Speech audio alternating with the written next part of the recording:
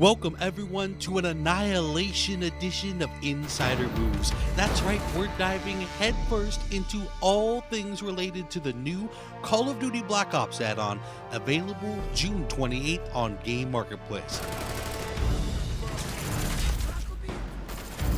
Online director Dan Bunting and design director David Vonderhaar were kind enough to give us a behind-the-scenes perspective for each of the new multiplayer maps.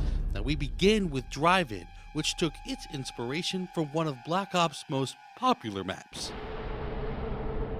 Normally in a small map, or a medium-sized map, it's actually very difficult to create multiple independent battle spaces. But this, in the drive-in movie theater screen is kind of the anchor of that map, and you can even get up on it to see Overwatch on one side, right? So you get this really cool kind of vibe, kind of storming over the drive-in screen or outside the edges in these kind of independent, and they're not even themed really for the most part, how concrete themed they are for how medium-sized that map is. We were really kind of taking inspiration from Nuketown. Nuketown was a super successful, highly popular map within the community because it's very fast and frenetic. It's a small map.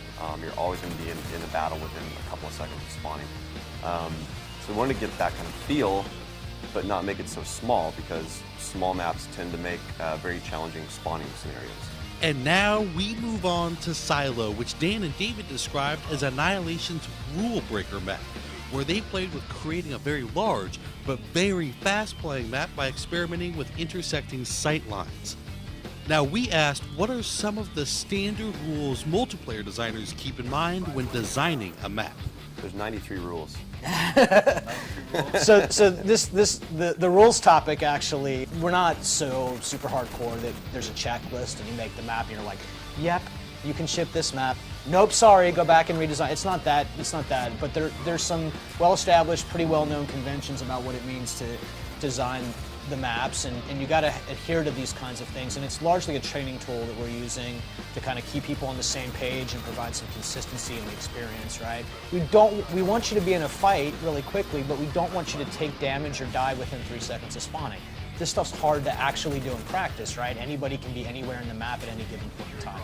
The rules really, they're guiding principles for best practices for design lessons that we've learned in the past. We learn the rules so that we can break them in creative ways, and that's really what we've always set out to do. But the rules are just there to kind of get people to understand the basic principles of good map design, and once they've mastered that skill from a designer point of view, then they get really clever and creative about how they break those rules, and that's what makes maps have personality and flavor.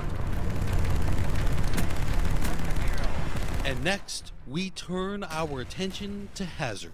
There's a really good story behind Hazard, and it's a map that started with actually something that the fans asked for, which we gave them, but not exactly what they were thinking we would do it. I mean, from the early days, we knew that we wanted to do one of our favorite maps from World at War, and we love Cliffside. Cliffside in World at War was one of those great maps where it's a community favorite. It's got some very unique engagement types. It's a long-range engagement map, wide open, kind of bowl-shaped in the middle. We completely reimagined it, though, for Black Ops. It's set in Cuba. It's a very high-end luxury kind of golf course resort locale right on the ocean. We actually rebuilt it with the design in mind and the layout in mind. So there's a lot of similarity to the old map and how it plays. There's going to be a sense of familiarity with fans, but it's very different. It also has its own unique flavor.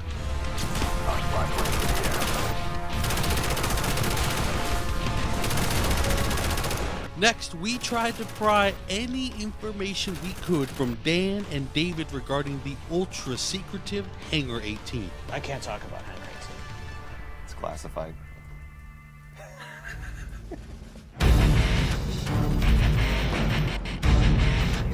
So Hangar 18, it's a really fun map for us.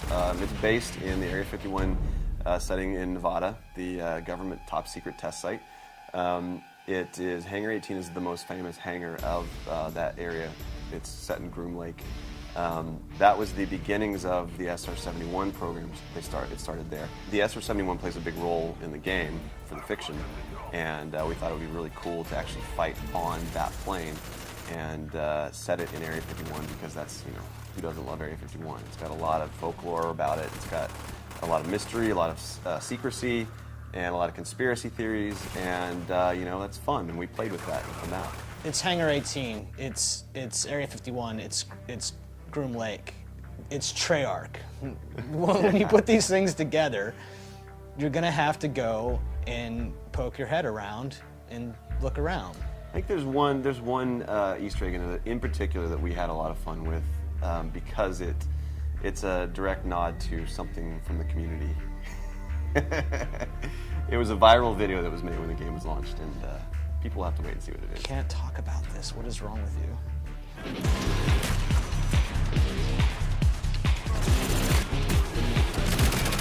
We hope you enjoyed this preview of all the multiplayer maps for Call of Duty Black Ops Annihilation game add-on. And for everyone that guessed last week's community challenge correctly, never fear, we'll highlight not just one, but a whole lot of you in next week's Insider Moves. For now, though, we give to you a final parting gift, a collage of zombie moments collected from the stellar Shangri-La level. Enjoy, everyone, and thanks for watching Inside Xbox.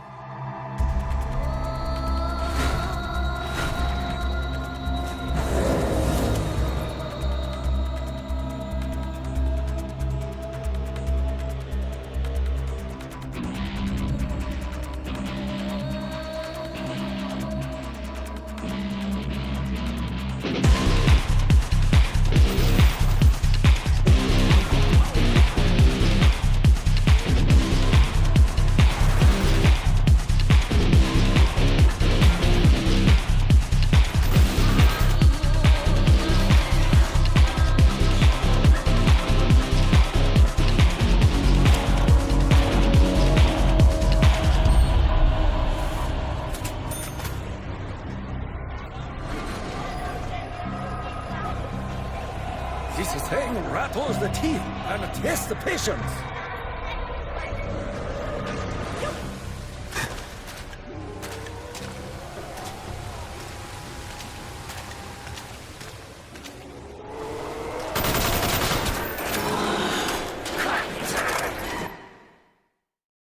Hazard's got a great story. Yeah, we have to talk about the... Yeah, do it. I was telling you. Here, let's try to get. Hazard has a great story. I teed up the